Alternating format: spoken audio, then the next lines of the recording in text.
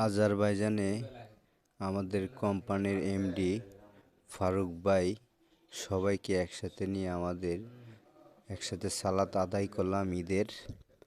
আমাদের কোম্পানিতে একজন হুজুর আছে, উনি সবাইকে নিয়ে নামাজ পড়াইছে আমাদের হাউজে।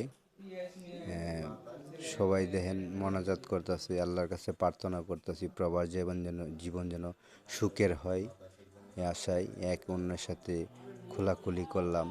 আমাদের কোম্পানির এমডি সবার সাথে খোলাখুলি করছে, তাদের আনন্দ, সে সবসময় পাশে থাকে। খুব দয়াবান ব্যক্তি ফারুক ভাই, অনেক ভালো মনের একটা মানুষ। সে কোটি কোটি টাকার মালিক, কিন্তু তার মাঝে একটু হিংসা নাই। এটাই সবচেয়ে আমাদের আনন্দের ব্যাপার। তারপরে আমাদেরকে সবাইকে সে বিরিয়ানি পাক করে খাওয়াইছে, এটাই হলো আনন্দের ব্যাপার।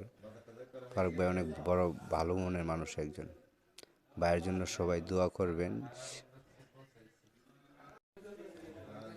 তারপরে সবাইকে একসাথে নিয়ে রুমে বসে আমাদের সাথে সে নিজেও খাবার খাইছে। একসাথে বসে আমাদের যে এত বড় একটা বস, তার মাঝে কোনো হিংসা নাই, একসাথে আমরা খাবার খাইছি। আমাদের ফোরম্যানগুলো অনেক ভালো, তাদের সাথে মিলেমিশে একসাথে। আসলে প্রবাসের আনন্দটাই অন্যরকম, একসাথে সবাই